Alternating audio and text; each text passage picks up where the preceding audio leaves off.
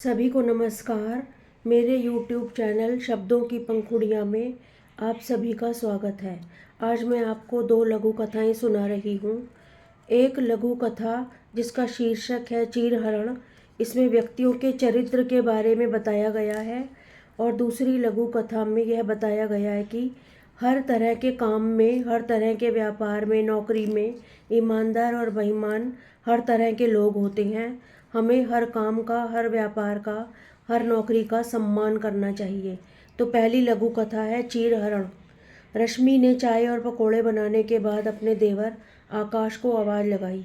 उसने देखा कि आकाश आवाज़ नहीं सुन रहा है। रश्मि को लगा कि शायद बहुत तेज़ बारिश की आवाज़ के कारण वह उसकी आवाज़ नहीं सुन पा रहा है। इसीलिए वह उसे बुलाने गैलरी की तरफ आई। उसने देखा कि सामने से विधवा मिसेज खन्ना क्रीम कलर के भीगे हुए सूट में अपराध बोधित सी नजरें झुकाए खुद को चुन्नी से ढकने की असफल कोशिश करती हुई आ रही है और आकाश उसे घूर रहा है। रश्मि का मन खिन्न हो गया और आकाश भाभी रश्मि को अपनी ओर देखता हुआ पाकर हड़बड़ा गया और अंदर आ गया। आकाश चाय का कप उठाकर बोला, भाभी, यह मिसेज खन्ना बहुत ही चालू और चरित्रहीन औरत है। देखा ना आपने कैसे चिपके हुए कपड़े पहन रखे थे, और जानबूझकर इसने छाता भी उठाया नहीं होगा। रश्मि ने कहा, हाँ आकाश, मैंने देखा कि वह खुद को कैसे ढक रही थी और तुम कैसे अपनी चरित्रवान आँखों से उसका चीरहरण कर रहे थे। आकाश की नज़रें शर्म से झुक गईं। दोस्तों, दूसरी लघु कथा है भारी बोझ। साहब साहब कहकर रोती हुई थाने के अंदर आ गई। इंस्पेक्टर चिल्लाया, ए कौन है तू, क्यों शोर मचा रही है? साहब, मेरी बेटी स्कूल गई थी, शाम होने को आई, अभी तक वापस नहीं आई है। उसे ढूंढ दो साहब।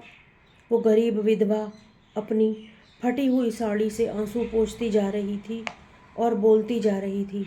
रह रहकर उसकी फूल सी बच्ची का चेहरा उसके सामने आ जाता था। वह न जाने कहाँ होगी, किस हाल में होगी, सोचकर बार बार उसकी रुलाई फूट पड़ती थी। इंस्पेक्टर, कितनी उम्र है उसकी? हम 24 घंटों तक कोई रिपोर्ट नहीं लिखते। पहले उसे रिश्तेदारों और उसकी सहेलियों के पास ढूंढो। औरत, साहब वो 10वीं में पढ़ती है, पढ़ने में बहुत अच्छी है, वही तो मेरा सहारा है। इंस्पेक्टर, भाग गई होगी अपने किसी यार के साथ, चल जा यहाँ से। औरत, नहीं साहब, वो ऐसी लड़की नहीं है, उसे ढूंढ दो। इंस्पेक्टर ने कहा, कल आना। वह रोते रोते चली गई। अगले दिन कांस्टेबल ने लड़की की फ़ोटो लेकर रिपोर्ट लिख ली। 3 दिन बाद वह फिर आई। साहब, कुछ पता चला क्या मेरी बिटिया का? इंस्पेक्टर ने कहा, नहीं, 1 हफ्ते बाद आना। औरत रोते रोते बोली, साहब ऐसा मत करो, एक एक पल भारी हो रहा है। इंस्पेक्टर ने कहा, किसी को ढूंढने जाने के लिए गाड़ी उठानी पड़ती है, जानती है ना, गाड़ी पानी से नहीं चलती। वह कुर्सी पर बैठे इंस्पेक्टर के पैरों के पास आकर बैठ गई और गिड़गिड़ाने लगी। उसने अपनी साड़ी के पल्लू में से 200 रुपये निकाले और मेज पर रख दिए, वापस जाने लगी। इंस्पेक्टर, सुन, अब की बार आएगी तो चढ़ावा ज़्यादा लाना, ढूंढने की कोशिश करूँगा तेरी बेटी को। औरत ने कहा, लाऊंगी साहब, ज़रूर लाऊंगी, पूरा दिन मजदूरी करूँगी, बस आप मेरी बेटी को ढूंढ दो। रोते रोते चली जाती है। यह सब बातें कांस्टेबल देखता था, पर वह मजबूर था अपनी नौकरी के कारण। 4 दिन बाद वह फिर आई और अपने पल्लू में से 500 के 4 मुड़े तुड़े नोट मेज पर रखकर बोली, साहब मेरी बेटी। कोई उत्तर न पाकर वापस लौट गई। इंस्पेक्टर बेशर्मी से मुस्कुराते हुए कांस्टेबल से बोलने लगा, कांस्टेबल, ये पैसे उठाओ और विदेशी बोतल का इंतजाम करो।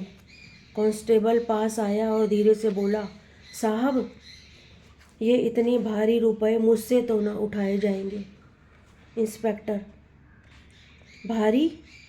ये भारी कहाँ से हैं, पागल है क्या? कांस्टेबल, साहब ये आहों और बद्दुआओं के बोझ से बहुत भारी हो गए हैं, मुझसे तो ना उठेंगे। धन्यवाद। हमें सब कामों, सब नौकरियों का सम्मान करना चाहिए। हर नौकरी में हर तरह के लोग पाए जाते हैं। धन्यवाद।